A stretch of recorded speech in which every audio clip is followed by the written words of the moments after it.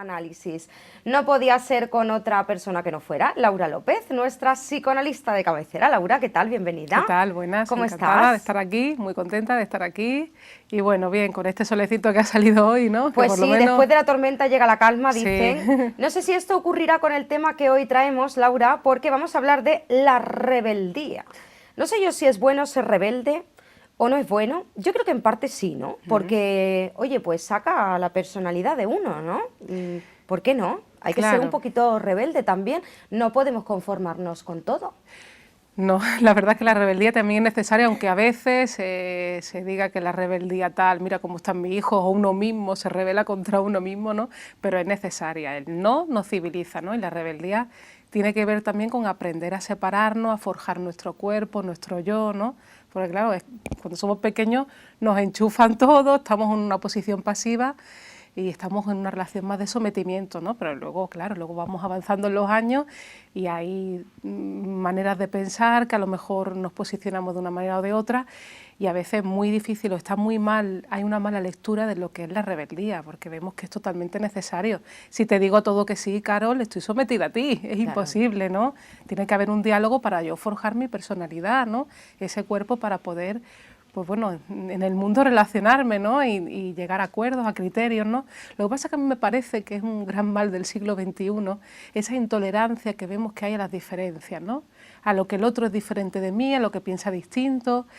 Ahí vemos que no da cabida a la rebeldía, ¿no? Incluso hay noticias que te hablan de un pin no sé cuál, ¿no? Que te dicen que te tienes que someter a una idea general, a una globalización, cuando en el mundo la realidad nos muestra que hay diferencias y que es importante que dialoguemos, que forjemos un criterio, ¿no? Que forjemos un pensamiento para ayudarnos a convivir mejor, ¿no? Porque la cuestión es hacernos más civilizados. ¿Cuál es la época de más rebeldía en la vida de una persona, Laura? ¿Puede ser la adolescencia, por ejemplo, o Sí. la preadolescencia, esos 11, 12, 13 años? Yo lo estoy temiendo ya con mi hija, Sí, porque tú sí que es estás en verdad, esa época, ¿no? porque sí que es verdad que ya muchas veces digo, hija, qué rebelde que estás, por Claro. favor, es esto, ¿no? Esto, o sea, Claro. la Pero está contraria totalmente, claro, ¿no? pero está forjando su identidad, ¿no? Y eso es muy interesante porque al principio, fuera de cámara, hemos hablado de que si alguien es mayor, es joven, y depende del deseo. Es que psíquicamente no existe esa edad, ¿no? A veces uno se comporta como un niño de 5 años teniendo 40 años, ¿no? Inconscientemente no hay tiempo, ¿no? Y esa rebeldía sí que es cierto que se manifiesta en las primeras épocas en la adolescencia. ¿Por qué? Porque los padres al principio son tus ideales, ¿no? Y ahí pues la mayor rasgadura del ser humano es separarte de la familia. Te tienes que separar psíquicamente sobre todo, ¿no? Porque ese padre, esa madre, que era a lo mejor tú quieres ser como papá y mamá de mayor, luego vas viendo que te gusta más la mamá de tu amiguito, el papá de tu amiguito, vas comparando y vas viendo la realidad, que son personas de carne y hueso, que se equivocan, que bueno, que no son tan ideales como creías. Pero a veces pasa que en esa pelea constante, a veces no tiene tanto que ver con una rebeldía de querer separarse, ¿no? Sino que tiene que ver con que no acepta uno esos padres que tiene y está como continuamente peleándose con los que tiene carnales, ¿no? Los que tiene reales, ¿no? A veces uno se queda en ese ideal y no puede. Y a mí me parece que en eso que comentas de la rebeldía deberíamos de puntualizar que una cosa es la rebeldía que te ayuda a crecer, a forjar tu persona, que a veces es como un poco más silenciosa, te ayuda a apartarte, ¿no? A hablar, discutir, pero también hay otra rebeldía que es llamativa, que no es tanto para separarte, sino es una manera de intentar elaborar esa relación infantil que no te puedes separar de los padres, y a través de esa rebeldía es como si ese amor tan intenso que tienes lo conviertes en odio, ¿no? Porque el amor y el odio Esa rebeldía es la que tenemos que evitar, ¿no? pero no sé si evitar, ¿no? Es hacer una lectura y ver que hay algo que está pasando ahí, ¿no? Porque el amor y el odio son las dos caras de la misma moneda, ¿no? En las relaciones más cercanas siempre va a haber una ambivalencia afectiva, y a veces una rebeldía muy fuerte no es tan indicador de que esa persona se vaya a elaborar su camino, sino que tiene más que ver que no se puede separar, le cuesta despegarse de ese vínculo familiar, ¿no? Digamos que ese amor tan intenso ahora lo ha convertido en odio, ¿no? Porque son las dos caras de la misma moneda, y es una dificultad por elaborar esa separación de la familia, porque la familia te tiene que alentar a separarte de ellos, porque tienes que llegar al mundo, tienes que forjar tu familia, construir tu propia identidad, y a veces vemos que en las familias cuesta, retienen a los miembros ahí, ¿no? Y les cuesta bastante que los hijos se separen, que tengan un pensamiento ¿Esto es culpa también, diferente. por ejemplo, de terceras personas? O sea, no de uno mismo, por ejemplo, del hijo, ¿no? Ajá. Que, bueno, pues debería ya independizarse, hacer su vida y no estar ahí en el nido. ¿Puede ser culpa también a veces de los padres, o sea, de esas terceras personas que no somos uno mismo? Yo puntualizaría lo de culpas, ¿no? Porque parece que es como muy moralista, ¿no? A veces hay maneras de pensar las relaciones, ¿no? Que son inconscientes, forma parte de la ideología, ¿no? Porque te van enchufando pues ciertas frases, ciertas formas de pensar la familia, los demás, ¿no? Hay cosas que se transmiten sin darse uno cuenta y que no están alentando de alguna manera que esa persona se pueda separar de ti. A veces los hijos son como una prolongación de los mismos padres, es decir, un hijo es... No pensarlo como mi hijo, ¿no? Sino como una persona que está creciendo, una pequeña persona que lo está acompañando en el crecimiento y que tiene que separarse de ti, ¿no? Y a veces mi hijo, yo digo lo que tiene que pensar esto, tiene que ser como yo quiera, y a veces no se permite pues esas diferencias en el pensamiento o esas diferencias en el que no es como yo quiero, no es el ideal que a mí me gustaría que fuese. Que digo que a veces esa rebeldía tan profunda también señala como un síntoma, ¿no? Que podemos hablar también que a veces tiene que ver con esa intolerancia de los padres que producen o de alguna manera se provoca esa actitud de tanto rechazo, ¿no? Porque el diálogo es muy importante, sobre todo en estas edades, y además que ni ellos mismos a veces entienden ni comprenden lo que les pasa, y a veces un portazo, una discusión desmedida no es indicador es indicador precisamente de esa unión tan fuerte que tienen hacia ellos. Y a veces tiene que ver también con procesos internos, ¿no? Porque, claro, imagínate la sexualidad, las relaciones, nadie te enseña a vivir en el mundo. Claro. Hay que ir aprendiendo poco a poco y claro. Bueno, pues a veces estas cosas salen bien, otras veces mal, hay que ir aprendiendo, ¿no? Sí, pero hay que saber desde dónde está uno pensando en las relaciones, esos criterios educativos, ¿no? Porque uno a ser padre se aprende, tú no puedes ir con las cosas que te han enseñado en tu familia, a veces... Y tanto que se aprende. Claro, los hijos son diferentes a ti. Se aprende claro. en el día a día, porque es verdad, yo que soy madre te digo, Laura, cuando me quedé embarazada yo decía, yo sabré ser madre, o sea, yo lo haré bien, no sé. Y el primer mes, segundo mes de mi primera hija, es verdad que yo pensaba, soy mala madre, porque yo pensaba, yo ¿por qué habré hecho esto? O sea, ¿dónde me he metido yo, sabes? Pero mala madre... Que luego me he dado cuenta, con el paso del tiempo, hablando con otras madres, de que todas las madres acaban pensando lo mismo, ¿no?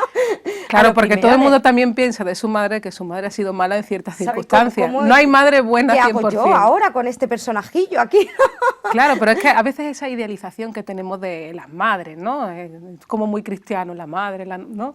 Que es una mujer, es una persona, ¿no? Que tiene sus errores, y a veces esa idealización que uno mantiene todavía, y en ese rechazo, esa rebeldía, también las madres y las hijas tienen una ambivalencia ahí de rivalidad y de que a veces es patente y otras es como más reprimido, ¿no? He dicho yo antes, Laura, la rebeldía quizás se acentúa más o empieza en la adolescencia, pero ahora estoy pensando que no, que hay una época de los 2 añitos o así, cuando los niños tienen 2 añitos, 3 añitos, que ahí empiezan con una época también de rebeldía, que es el no. Claro. No quiero, no, o sea, claro, ahí tiene una época del no, de claro, lo que yo quiera, tiene que ser, claro, ¿sabes? Pero date cuenta que el niño, claro, tú le tienes que ir enseñando, le tienes que ir educando, decir esto sí, esto no. Además, en esa etapa, los 2 añitos están en la etapa anal, y la etapa anal es cuando están controlando los esfínteres, y ahí es donde se forja el carácter, ¿no? Es cuando yo retengo y expulso, ¿no? Y es como que ahí, en esa circunstancia, ¿no? De ese desarrollo afectivo sexual, ¿no? Ahí es donde, de alguna manera, pues... establecen esa relación con la madre, ¿no? Ahora me hace caquita, ahora no, retengo, expulso, ahí es donde se forja el carácter, y es a los 2 años aproximadamente, ¿no? Sí, Vemos que cada etapa tiene su cosa. Digo, ¿no? También es una época rebelde, aunque sean niños, que no todavía, pero que... Sí, pero es como se relaciona con la madre, ¿no? Yo ahora retengo, ahora expulso, ¿no? Y es la manera de relacionarse, ¿no? A través del cuerpo es como al principio se relaciona. Luego vienen las palabras, por eso es muy importante el diálogo, las palabras, porque son las que te van a hacer el mundo que tienes, ¿no? Y te van a producir pues un lugar en las relaciones, ¿no? También está la rebeldía, Laura, en esa edad adulta, ¿no? En esa, cuando ya somos mayores, hay veces pues, que nos volvemos más rebeldes, ¿no? ¿Cuáles son las causas y cuáles pueden ser las consecuencias de esta rebeldía que a veces podemos tener? Bueno, a mí me parece que también es importante que uno también tiene que ser un poquito rebelde de vez en cuando, ¿no? Porque sí que es cierto que si uno a las relaciones que tiene a su alrededor, tanto laborales como relaciones de pareja o relaciones de amistad, a veces si uno no es un poquito rebelde, no, de alguna manera no pone su criterio, su opinión, su lugar, su espacio, puede caer en una relación de dependencia emocional, ¿no? Que no es tanto que si no digo no estoy así, ¿no? Sino que uno tiene que cuestionarse que igual está todavía en esa posición infantil, ¿no? En la que el otro es el que gobierna mi vida y en la que yo no me tengo que mover y que hago que el otro decida todos los aspectos de mi vida, pero claro... Esto hay que mirárselo si a alguien le ocurre, ¿no? Porque... sí, pero a veces uno no se da cuenta, uno está en las relaciones y es como... Pero puede convertirse en un problema claro, a la larga. Un problema porque, claro, abandonas tuyo totalmente a la otra persona, es como que haces de tu vida o de tu persona, haces el mundo de la otra persona, ¿no? Y es que, ya digo, que hay muchas ideas inconscientes, ideológicamente, que nos transmiten, que en nosotros están y que no sabemos, pero que a la hora de relacionarnos, pues vemos que la otra persona para ti, en el momento que estás con alguien relacionándote, lo dejas todo, estás con esa persona y ahí nos da lugar a esa rebeldía y esa rebeldía en algún sentido es necesario porque... Esto ocurre mucho en las relaciones de pareja, ¿eh, Laura? En muchas sí, relaciones de y en las pareja. relaciones de amistad también, en muchas relaciones, pero las relaciones de pareja sí que es un vínculo muy estrecho y que es verdad que ocurren, y sobre todo en esa fase de enamoramiento, uno se abandona en el yo y claro, amar es otra cosa, amar es poder forjar tu propio camino, poder permitir ese crecimiento, ese desarrollo en ti y para eso tiene que haber conversaciones. Es imposible que uno piense igual al otro. Si dos que duermen en el mismo colchón se vuelven de la misma condición, ¿no? Eso es mentira, o sea, en el sentido de que si eso pasa es porque uno está sometido a la otra persona, ¿no? Siempre son dos personas diferentes y en el amor hay muchas idealizaciones que te hacen pues pensar que la pareja es una sola persona y ahí sí que se genera agresividad, ¿eh? Y rebeldía, no sé, pero agresividad muchísimo, porque claro, es como quitarte ese espacio para ti y pegarte al otro y ahí... es cuando se establecen esos roces y esas discusiones, esas disputas, ¿no? Ya hemos dicho que hay una rebeldía que te ayuda a crecer y otra que es al contrario, porque no te puedes despegar y está transformada en forma de odio, ese amor tan intenso. Hablando de relaciones de pareja, por ejemplo, que lo acabamos de comentar, Laura nos ha querido hoy traer bueno, pues el último libro de Miguel Óscar Menasa, Las eternas relaciones de pareja. Os voy a enseñar la portada porque es muy mona. Vemos que son dos orangutanes, ¿no? Muy mona, la portada es muy mona. Y el autor también, dicho, ¿no? Está muy bien, os recomiendo este libro, son Las eternas relaciones de pareja y otras cuestiones, ¿no? Son charlas coloquios que el doctor Miguel Óscar Menasa ha ido desarrollando, que te hablan del amor, de la sexualidad, de cómo el sujeto psíquico también tiene que ser social. Es una maravilla, este libro lo pueden descargar por Amazon, ¿vale? Es un libro que nos enseña, Laura. Nos enseña a vivir, nos enseña a relacionarnos con otras personas, nos enseña que el amor tiene muchas facetas, que es también el amor social, y que a veces tenemos entendido una faceta del amor que más que sumar nos resta, ¿no?